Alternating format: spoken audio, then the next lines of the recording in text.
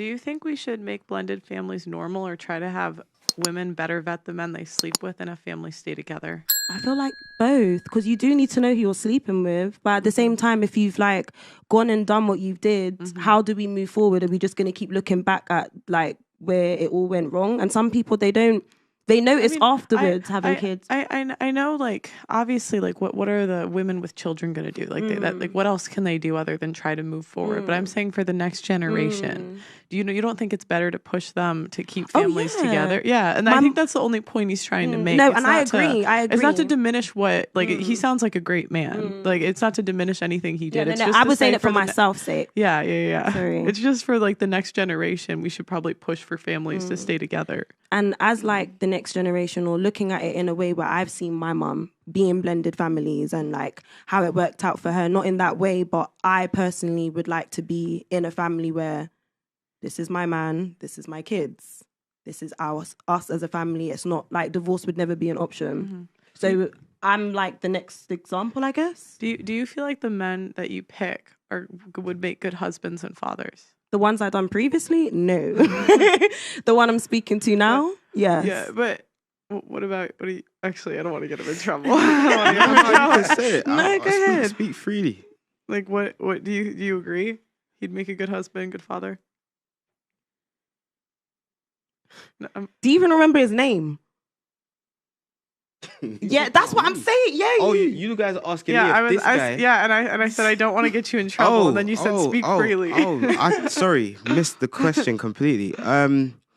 Obviously, of what I've heard of this guy, he's a good guy. He works, he does his thing, but obviously, I haven't met him personally. He doesn't live in this country, innit? So it's like another Drops Mike situation. He doesn't. What? Wait, how many Drop the Mic situations do you have in one episode? Wait, for a treat. Okay, and I just, you don't have to answer if I get too deep. I'm just gonna ask you, how did you meet him?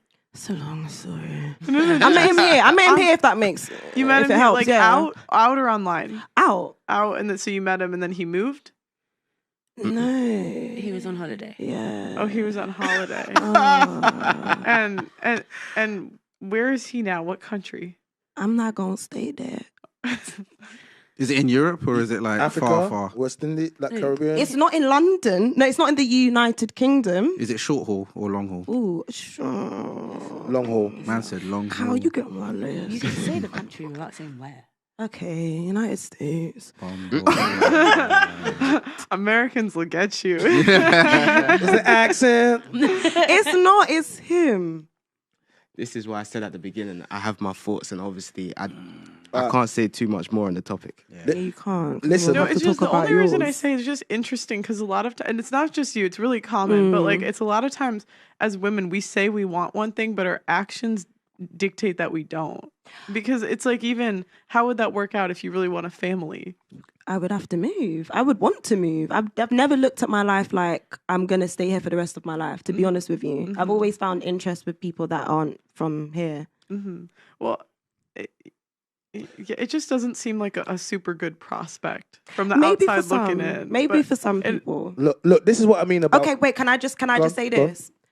My best friend is with somebody that is not from this country, and I promise you it's going exactly the way that you thought it was never going to go. Does she have a ring? Hey! We can't disclose that right now. We can't disclose That's that. how we judge results. She hasn't got a ring. She's going to get a ring. It, but we can't. She hasn't got it. The ring is bought. But if she hasn't got it... But I just think a lot of times, like, as women, we live in possibilities instead of probabilities. I'm here. And so it's like, it's possible. It's definitely happening. The reason why they can't say it is because she's can't probably... say it because we're live. No. I'm talking about... I'm saying like just because you know one person, it doesn't seem probable. It's possible, but it doesn't seem probable. Okay, what I'm gonna say is you see, this is the bit where we're talking about the decisions that women make, and you're 28, you see that sign that says there, Thane Mitchell, the wall is undefeated. You are at the wall now. Do you know what the wall? Do you know what the wall is? No, please tell me. Yo, can you explain to her the wall, please? There we go. Yeah, the wall is basically the part where I would say roughly around a age when a woman reaches age 30, and her looks. 28 is about the start of Yeah, it. yeah, yeah. It's about the start of it. Yeah, but I think 30 is a typical benchmark, and that's when her looks start to go downhill. Her ability to attract men, or the same standard of men that she did when she was in her prime, which is usually sort of late teens to mid 20s, starts to shrink. And at that point, her dating pool obviously starts to shrink as well. And really, the goal for a lot of women is to bag the guy that she wants when she's in her prime. So I would say that at the age of 28, you're pretty much at the upper limit towards the end of your best period to be able to get the guy that you want. Because what happens with a lot of women, right, is during their prime, they'll have a certain standard of guy, and that's what they're used to. Once they hit the wall, they still, because, you know, it's very hard for them to go down once they've had a guy that meets a certain type of criteria, right? So they end up in this perpetual cycle once they've hit the wall where they still have these high standards, but they can't get that guy anymore. So, yeah, the aim of the game is really to try and bag that guy and commitment, long-term commitment from that guy before they hit the wall. So I think what this guy is basically saying is that you haven't really got much time. And do you really want to be using the latter stages of your prime on basically a long shot? Yeah, I'll be willing. I'm just have some stuff that I've written about the wall. Our primary agency is our sexuality and how good we look. SMV is a desirability to the opposite sex. The wall is between the ages of 18 and 28, or our primary agency is between the ages of 18 and 28 when we live to be 90.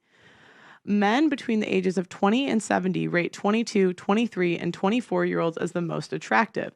It's not an age, but a mindset. It is the subconscious acknowledgement that she cannot compete in the same way she did when she was younger. Yeah, so the reason I want them to explain it to you, because I want you to understand that if you are 28 and you don't have any children, and I'm trying to make you understand, right now that makes you high over here. You know what I'm saying? We are respecting that you don't have any children. So remember what we said. We treat you as a virgin. So if a woman hasn't got any children, we don't know her body count, she's good to go. For you to waste the next year or 2 years and push you potentially to 29, 30 for a guy that lives in the USA, when you already know geriatric pregnancy starts, and this whole thing about freezing eggs and IVF. I know people that have done IVF have spent over 50 grand in IVF and it still didn't work. I have family members that spent a lot of money and it didn't work. In the end, God had to, you know what I mean? God had to bust them. If you're not a Kardashian, so you won't be able to just freeze your eggs. We don't. So a lot of the options that women think they have, they're not reserved for them. They're reserved for people that have a lot of money that can do these things. And on top of that, these things don't guarantee any results. So I think, for you to be speaking to someone potentially that would and stop you from interacting with anyone else, and then in America, I just, unless a man is telling you and he's literally putting money into your account and saying, I'm setting up a life for you to come, I suggest you start looking for different options. Okay. I'm being real with you. Yeah, so I'd co-sign that as well. because if I was your brother, there's no way I'm going to be like, so what, you're holding out for this guy over there? No, my sister, this is what we need to do. And I don't want to see you get to 30, and then you're out in We Are Festival looking for man. Like, do you get me? I don't. It don't make sense. No, because I think you're a good case. I think you're a good case study. I think you're a woman. Sorry. I think you're a woman that you said, you know, for 10 years you've been out the game necessarily. You know, when we're spoken to what you want a complete family unit, probably based on some of the things that you have experienced. You're 28, you don't have any child, and you know you had therapy, so you understand some of the things you've gone through. You're a candidate now for a good man. But you need to listen to some of the things that I've said. So when this good man comes, you don't scare him away with saying stuff like, I won't listen to you. You know what I mean? I never said that. No, but what I'm trying to say to you is this I whole... feel like if you explained it the way that you did afterwards about like how men would feel when it comes to women going out to the club, like you made it seem a little bit more different. Babe, I gotta give it to you like that. I know, but I personally wasn't looking at it the way that you explained it. Like he said it in more in a secure way. Like it made it seem a little bit more like, okay, I can understand your point of view. Before it was just like blunt. Like if I said you can't go, you can't go. Like, oh well. I don't know who you're talking to. I didn't say it like that. I didn't say No, it like but it that. came across that way to me. Yeah, it's Well, if you know, for the modern women out there that want to learn to be wives, we're opening a wife school. We're gonna bring in wives from all over to teach modern women how to cook, clean, Oh no. I don't That's cook. the word. I don't ballroom clean. dancing and shit. Well, I cook and I clean.